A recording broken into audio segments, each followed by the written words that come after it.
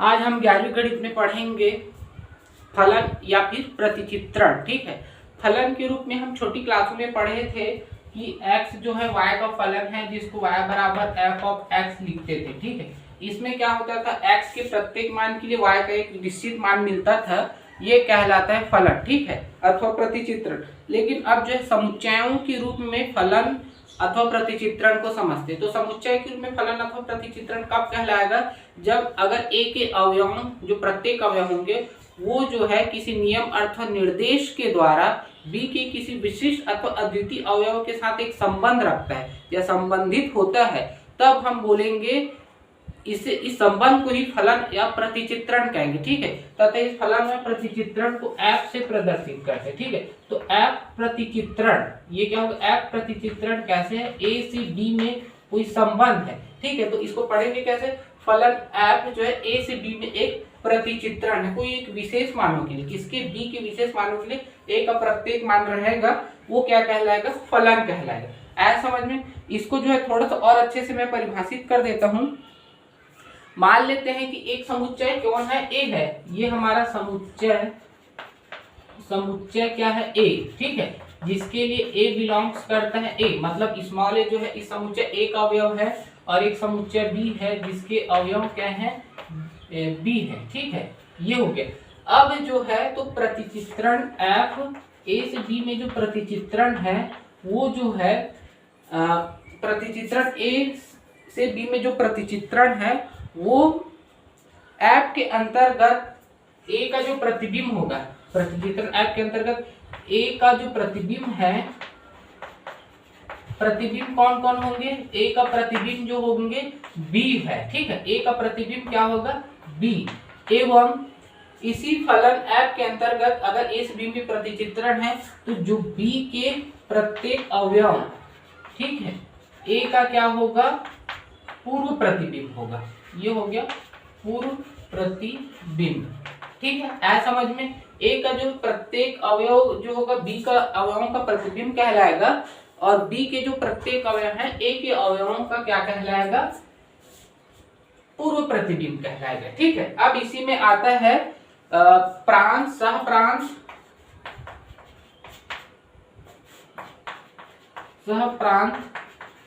और परिसर।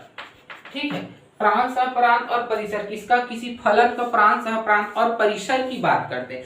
तो इसमें क्या होगा, अगर कोई हम समुच्चय लिए, ठीक है, a और b दो समुच्चय हैं, और फलन या प्रतिचित्रण कैसे हो रहा है, फलन a से b में एक प्रतिचित्रण हो रहा है। ठीक है, तब प्रांत क्या होगा, f का जो होगा प्रांत क्या होगा, जो समुच्चय a जो होंगे f के क्या कहलाएंगे, प्रांत कहलाएंगे। मतलब समुच्चय a के जो भी अवयव होंगे वो क्या कहलाएंगे, प्रांत कहलाएंगे। इसको हम लिखते हैं डोमेन को, डोमेन f के रूप में लिखेंगे, और यहाँ पे x कैसा रहेगा, जैसे कि मान लेते हैं x जो बिलोंग करता है a, तब वो कहलाएगा डोमेन f, अर्थात डोमेन मतलब प्रांत कहलाएगा।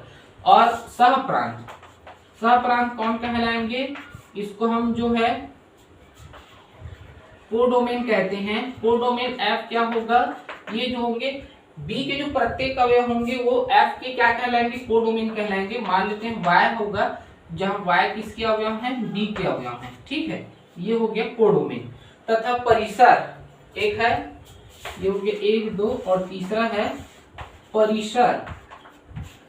परिसर क्या होंगे, जो a के प्रत्येक अवयवों का जो है, a के जो प्रत्येक अवयव है वो जो है b के कोई विशेष अवयव के साथ जो अद्वितीय संबंध रखे हैं, अद्वितीय अवयव के साथ जो संबंध रखे हैं वो क्या होगा, f का क्या कहलाएगा, परिसर कहलाएगा। ठीक है, इसको परिसर को कैसे लिखते हैं, इसको लिखते हैं रेंज f। ठीक है, रेंज f क्या क्या होगा, x और y में जो संबंध होगा, जहां x बिलोंग करता है a में और y बिलोंग करता है b में, ये होगा परिसर। ठीक है, ऐसा समझ में। अभी फिलहाल 11वीं फिजिक्स में, 11वीं मैथ्स में इनका प्रयोग जो है बहुत कम करना है, खाली हमें प्रांत या फिर सहप्रांत निकालना रहेगा। ठीक है, अब आते हैं प्रश्नवाली में। प्रश्नवाली जो है 1b.2 में देखते हैं। ठीक है, यहां से हम देखते हैं 1b.2। पहला प्रश्न है, यह निम्नलिखित फलनों के प्रांत ज्ञात कीजिए। ठीक है, तो प्रांत कैसे निकलेगा, पहला दिया हुआ है f(x) का मान जो है 1/x-3, ठीक है, ये प्रश्न दिया हुआ है। तो यहाँ से देखिए इस फलन को देखने से क्या स्पष्ट हो रहा है, f(x) जो x के उन सभी मानों के लिए क्या होगा, मानों को ग्रहण करेगा जो x-3 के अलावा क्या होंगे, ना हो, है ना। तो इसको कैसे लिखेंगे, f स्पष्ट है कि फलन से स्पष्ट है कि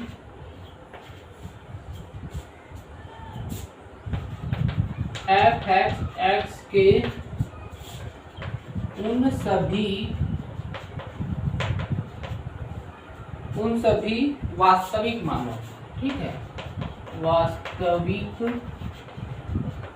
मानों को ग्रहण करेगा जिनके लिए x-3 बराबर 0 ना हो, ठीक है। तो x-3 बराबर 0 ना हो, अर्थात x का मान 3 के अलावा जितने भी वास्तविक संख्या होंगे, चाहे 1, 2 या फिर 3 को छोड़ के, है ना, 4, 5, 6, 7, वो सभी मानों के लिए क्या होगा, x का जो होगा प्रांत कहलाएगा, या फिर f का जो होगा प्रांत होगा, फलन f का प्रांत होगा। तो यहाँ पे कैसे होगा, अर्थात f(x) का प्रांत क्या होगा, प्रांत जो होगा r-3, मतलब जो जितने भी वास्तविक संख्या उसमें से 3 को घटा देंगे तो बाकी जो भी मान मिलेंगे वो फलन f का क्या कहलाएगा, प्रांत कहलाएगा, ठीक है। इसी प्रकार दूसरा को देख लेते हैं एक बार और, फिर अच्छे से समझ में आ जाएगा। f(x) का मान है 2x + 1 अपॉन में x का वर्ग -1, ठीक है। अब इसमें क्या होगा, यहां से फलन को देखने से क्या स्पष्ट है, आपको ऐसे लिखना है, फलन से स्पष्ट है कि f(x) जो है x के उन सभी वास्तविक मानों को ग्रहण करेगा जिनके लिए क्या होगा, यहाँ पे क्या लिए थे x-3, तो यहाँ पे भी जिनके लिए x² -1 का मान 0 ना हो, ठीक है, मतलब x के यहाँ पे जो मान आएंगे ना, उसके अलावा जो भी वास्तविक मान होंगे वो क्या फलन f का क्या रहेगा, प्रांत कहलाएगा। तो यहाँ से क्या हो जाएगा, x² बराबर क्या हो गया 1, ठीक है, या फिर x बराबर क्या हो जाएगा +-1। तो यहाँ पे 2 मान होंगे, तो यहाँ पे लिखेंगे, अर्थात f(x) का जो प्रांत कौन कौन से होंगे, r- +-1। तो ये 2 मान जो होंगे, प्लस वाला 1 और माइनस वाला 1 के अलावा जितने भी वास्तविक संख्या होंगे ना, वो f का क्या कहलाएगा, प्रांत कहलाएगा, ठीक है। आया समझ में। इसी प्रकार से आप तीसरा चौथा बना सकते हो, ठीक है। इस प्रश्नवाली से आपको केवल प्रश्न क्रमांक 1 फलनों के प्रांत को निकालना है, इसी बस को बनाना है, ठीक है। बाकी प्रश्नों को आप छोड़ देना क्योंकि थोड़ा सा लेंदी है, इसलिए हम जो है 1b.3 को भी छोड़ रहे हैं, उसको भी नहीं पढ़ेंगे। अब हम बात करते हैं, संबंधों की बात करते हैं। फलन हो गया, अब संबंध देखते हैं। संबंध क्या है, कुछ मैं प्रश्नों को बात कर लेता हूँ, उसके बाद समझाऊंगा, ठीक है। जैसे कि दिल्ली भारत की राजधानी है, श्रीमती इंदिरा गांधी जो है पंडित जवाहरलाल नेहरू की पुत्री है, और 10 2 से भाज्य है, और एक संख्या x y का घन है। इन चारों प्रश्न में देखते हैं, देखो इसमें क्या 2 अवयव हैं, अलग अलग कौन कौन सा अवयव, जैसे कि एक दिल्ली है तो दूसरा अवयव भारत है, एक इंदिरा गांधी है तो दूसरा अवयव है जवाहरलाल नेहरू, 2 अलग अलग वैल्यू, ठीक है। 10 और 2 अवयव होंगे x और y, ठीक है। अब इनमें संबंध क्या है, तो पहले में तो क्या राजधानी संबंध है, दिल्ली और भारत की संबंध से जुड़े हुए राजधानी शब्द से। दूसरा अवयव, ये दूसरा प्रश्न में इंदिरा गांधी और जवाहरलाल नेहरू, वो कौन से संबंध से जुड़े हुए, पुत्री संबंध से। 10 जो है 2 से क्या भाज्य है, तो यहाँ पे भाज्य क्या संबंध है, x y का घन है, तो घन जो है संबंध है। तो ये जो शब्द क्या है, सब के सब संबंध को बता रहे हैं, ठीक है। तो गणितीय तौर पे इसको हम r से प्रदर्शित करते हैं, रिलेशन के रूप में, ठीक है। तो यहाँ पे मान लेते हैं कि अगर हम राजधानी है, दिल्ली को इंदिरा गांधी को 10 और x एक अवयव हो जाएंगे, इनको हम मान लेते हैं x है, ठीक है। और दूसरा अवयव कौन होगा y, तो x y से कैसे जुड़ा हुआ है, एक रिलेशन से जुड़ा हुआ है। वो रिलेशन हो सकता है वो राजधानी होगा, उत्तरी हो सकता है, या फिर वो घन हो सकता है, या फिर भाज्य हो सकता है, ठीक है। तो इस प्रकार से संबंध, इसको गणितीय तौर पे समझने के लिए एक प्रश्न से हम समझते हैं, एक उदाहरण से मान लेते हैं एक समुच्चय A है, ठीक है, और एक दूसरा समुच्चय B है हमारे पास। A जो समुच्चय है उनके अवयव हैं 1, 2 और 3, और दूसरा समुच्चय B है उसके अवयव हैं 1, 4 और 9, ठीक है। इस प्रकार के दो समुच्चय। अब दोनों में संबंध क्या होगा, तो दोनों में संबंध कैसा है, जैसे एक जो है पहला अवयव जो है A के पहला अवयव एक के साथ संबंध रखते हैं, दूसरा दूसरे के साथ और तीसरा तीसरे के साथ। तो यहाँ से A और B में जो संबंध वो कैसा है भाई, यहाँ पे जो है A के कौन कौन से अवयव हैं, 1, 2, 3, और B के कौन कौन से अवयव हैं, 1, 4, 9। पहले तो हम A क्रॉस B निकालेंगे, ठीक है। A क्रॉस B निकालने से दोनों में एक संबंध निकलेगा और विशेष रिलेशन R को हम निकालेंगे। तो A क्रॉस B में क्या क्या होगा, ये होगा 1, 1, उसके बाद 1 और 4, उसके बाद 1 और 9, उसके बाद आएगा 2, 2, 1, ठीक है, उसके बाद 2, 4 और 2, 9, उसके बाद आएगा 3, 1, 3, 4 और 3, 9। ये हो गए इसके बारे में A क्रॉस B के बारे में। लेकिन अगर आपका फलन जो है मान लेते हैं y बराबर किस रूप में दिया रहेगा, अगर y बराबर जो है f ऑफ x है और इसका मान है x स्क्वायर के बराबर में, ठीक है। मत कहने का मतलब y का प्रत्येक मान क्या है, x के वर्ग के लिए है। मतलब अगर हम 1 का वर्ग करते हैं तो 1 मिलता है, फिर 2 का वर्ग करते हैं तो 4 मिल जाता है, फिर 3 का वर्ग करते हैं तो 9 मिलते हैं। तो ये क्या कहलाएगा, A से B में रिलेशन कहलाएगा। कब कहलाएगा, मान लेते हैं A स्मॉल a जो है वो A के अवयव होंगे, इसी में इनको मान लेते A के रूप में, है ना, प्रतीक चिन्ह, और B जो है अवयव B के अवयव है, ठीक है, इस समुच्चय के अवयव B हैं। तब हम A रिलेशन B, मतलब अवयवों में संबंध होगा ना, समुच्चयों के अवयवों में संबंध होगा, क्योंकि समुच्चय आपस में संबंधित नहीं होंगे। तो A रिलेशन B कब होगा, जब इनके प्रत्येक मान के लिए इसका एक विशेष मान होगा, ठीक है। तो विशेष मान कौन कौन से हैं, एक कौन कौन से रिलेशन होंगे, एक ये होगा, एक का वर्ग 1 होता है, उसके बाद ये वाला मान हो सकता है, ये हो गया, उसके बाद कौन सा होगा, ये मान, क्योंकि x के जो मानों के लिए a के मानों के लिए b का मान कैसा है, वर्ग के रूप में है। तो यहाँ पे रिलेशन r कैसा होगा, रिलेशन r होगा कौन कौन से, 1, 1, उसके बाद 2, 4 और यहाँ से 3, 9, ये हो गया, ठीक है। तो ये रिलेशन r के अवयव होंगे और a जो होगा रिलेशन होगा b में, ठीक है। तो इसको हम कैसे लिखेंगे, a रिलेशन b को हम कैसे लिखेंगे, जब a b जो होंगे अवयव होंगे r के, क्योंकि r का अवयव है, a और b के मान आ रहे हैं, तो a रिलेशन b हम लिख सकते हैं। ये क्या है, संबंध को बता रहा है, ठीक है, a का b के साथ संबंध को बता रहा है। अब इसी प्रकार संबंधों के अंतर्गत भी क्या है, डोमेन, कोडोमेन और क्या है, रेंज है, ठीक है। तो जैसे कि फलन के लिए था वैसे ही r के लिए भी होगा। r का रेंज क्या होगा, r का प्रांत, r का प्रांत को हम किससे प्रदर्शित करेंगे, डोमेन r लिखेंगे, डोम r। तो ये क्या होगा, x belongs to x is equal to a, और यहाँ पे लिखेंगे x y बिलोंग्स टू के रूप में, है ना। यहाँ पे डोमेन r कौन होगा, a के जो समुच्चय a के जो भी अवयव होंगे वो डोमेन r कहलाएंगे, क्योंकि x बिलोंग करता है a को, और x y क्या है, रिलेशन r है, अर्थात x और y में संबंध क्या है, r है, या फिर x जो है संबंध r से y में जुड़ा हुआ है, या y जो है संबंध r से x में जुड़ा हुआ है, ये हो जाएगा डोमेन। उसके बाद इसका जो होगा रेंज की बात करते हैं, ठीक है। उसके बाद रेंज r क्या होगा, रेंज r जो होगा y इज इक्वल टू क्या होगा, y बिलोंग्स टू b, और एक्स वाई जो होंगे बिलोंग्स टू आर, ठीक है। तो ये क्या होगा, रेंज कहलाएगा, अर्थात बी के जो प्रत्येक अवयव होंगे वो संबंध आर का क्या कहलाएगा, रेंज कहलाएगा, ठीक है। संबंध आर का रेंज कहलाएगा एवं एक्स और वाई में संबंध आर है, ठीक है, या एक्स वाई से आर संबंध द्वारा जुड़ा हुआ है। ऐसा समझ में ये हो गया। अब हम बात करते हैं प्रतिलोम संबंध, एक है, इसके बाद प्रतिलोम संबंध।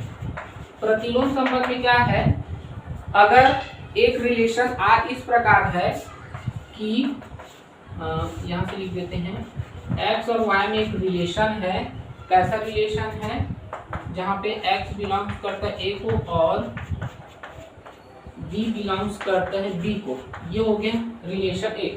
अब प्रतिलोम में क्या होगा, एक्स के मानों को y के मानों के रूप में लिखेंगे और y के मानों को x के मानों के रूप में लिखेंगे, मतलब मानों का क्या होगा, अदला बदली करेंगे, तब हमें r इनवर्स मिलेगा। तो r इनवर्स क्या हो जाएगा, जिसको प्रतिलोम संबंध कहेंगे। ओके, अब r इनवर्स कैसा होगा, x और y के मानों को क्रमशः आपस में अदला बदली करेंगे तो हमें r इनवर्स मिलेगा। r इनवर्स क्या होगा, R इनवर्स होगा समुच्चय है yx का, जहां y बिलोंग करता है b और x बिलोंग करता है a को, ठीक है। तो इसको हम कैसे लिखेंगे, x y अगर R के समुच्चय हैं, यदि तो और केवल यदि, तो यहाँ से क्या हो जाएगा, yx किसके समुच्चय होंगे, R इनवर्स के, ठीक है। जब बदल देंगे तब R इनवर्स के अवयव होंगे, x y R के अवयव हैं, तो yx किसके अवयव होंगे, R इनवर्स के, जब चेंज किया जाएगा। इसको एक उदाहरण से समझते हैं, जैसे कि मान लेते हैं a के अवयव है 1 2 3, ठीक है, और b के जो अवयव हैं 4 5 6, ठीक है, और a और b में जो संबंध r जो है कैसा है, मान लेते हैं संबंध a और b में जो संबंध r कैसा कैसा होगा भाई, इसके जगह ले लेते हैं abc ले लेते हैं, abc। तो इसके लिए संबंध क्या होगा, 1a होगा, इसका जो है इसके साथ संबंध होगा, तो उसके बाद 2b और यहाँ पे क्या होगा 3c, ठीक है। ये हो गया संबंध r के लिए। अब यहाँ पे हम लिखेंगे, जहाँ क्या लिखेंगे, 1 2 3 जो है बिलोंग्स करते a को और a b c जो है बिलोंग्स करते हैं b को, ठीक है। तब r संबंध होगा, तो r इनवर्स क्या होगा, r इनवर्स होगा a1 b2 और c3, आपस में अवयवों को बदल देंगे तो r इनवर्स कहलाएगा, और ये वाला कंडीशन लागू ही रहेगा, 1 2 3 जो होंगे बिलोंग करते हैं a को और a b c जो हैं बिलोंग्स करते हैं b को, ये हो गया r इनवर्स, ठीक है। ऐसा समझ में। अब आते हैं प्रश्नवाली में। अब हम आते हैं प्रश्नवाली 1b.4 में आ जाते हैं, ठीक है। पहला प्रश्न का पहला है, निम्नलिखित संबंधों के प्रांत एवं परिसर ज्ञात कीजिए। प्रांत और परिसर ज्ञात करना अभी जस्ट हमने बताया है, डोमेन और रेंज परिसर के रूप में।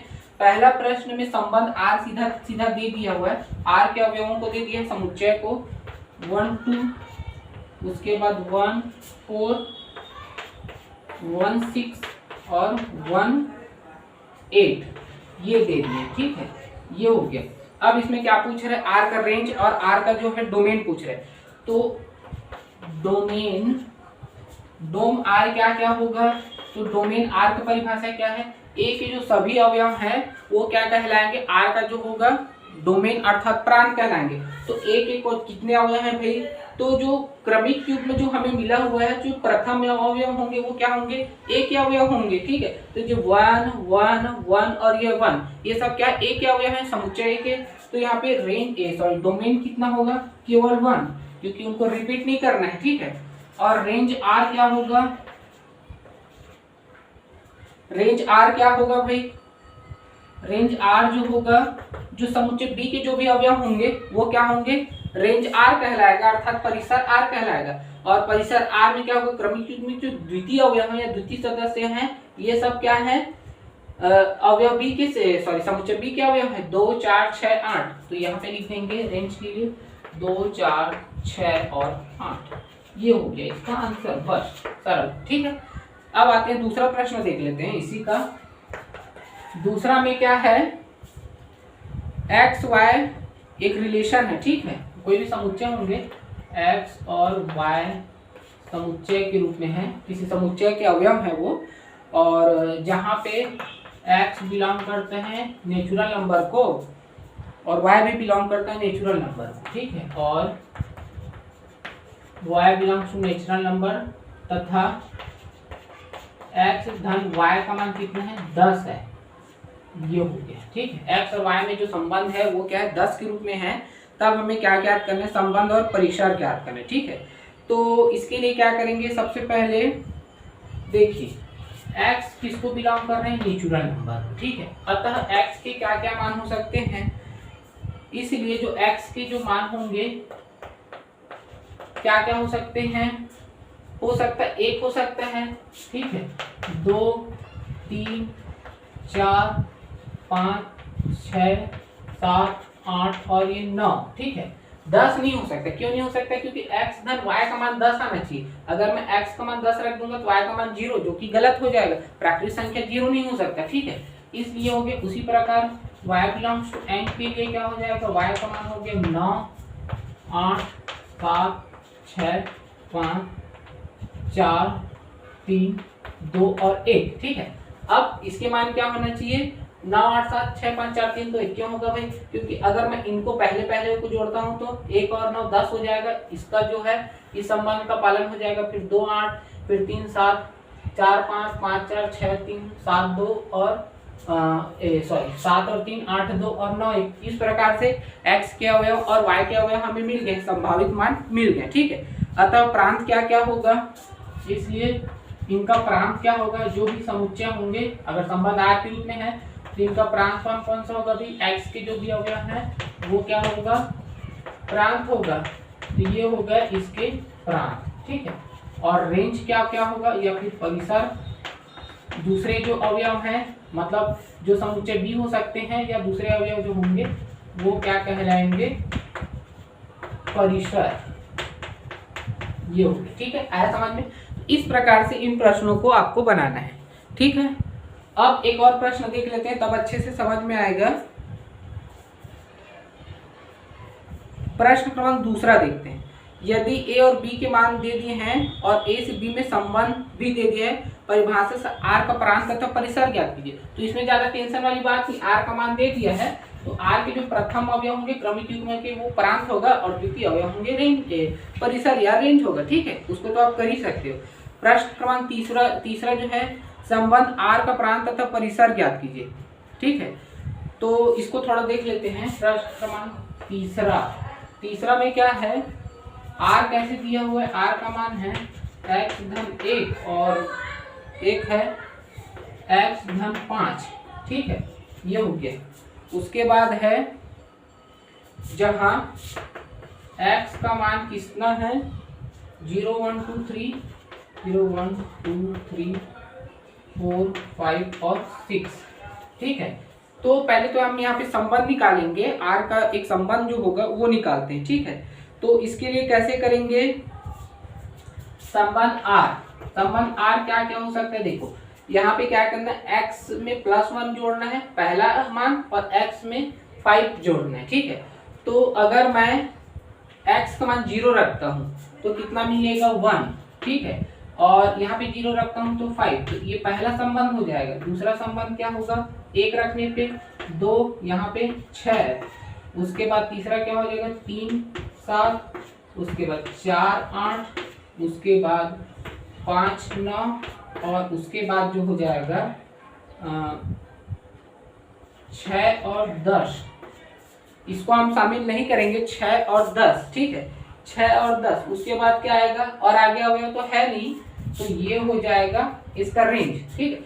अब क्या होगा, r का प्रांत क्या होगा, तो प्रांत r या फिर रेंज डोमेन r लिख सकते हैं। तो जो पहले अवयव होंगे 1 2 3 4 5 और 6, ये क्या होंगे, प्रांत r, और परिसर r क्या होगा, परिसर r जो द्वितीय अवयव होंगे, ठीक है, ये हैं 5 6 7 8 9 और 10, ये हो गया बस, ठीक है। इस प्रकार से प्रांत और डोमेन निकालें, ठीक है। अब है आप प्रश्न क्रमांक 4, 5, 6 आप इसी प्रकार से बनाओगे, ठीक है। जितना भी बन जाएगा फिर आगे हम कल देखते हैं, ठीक है।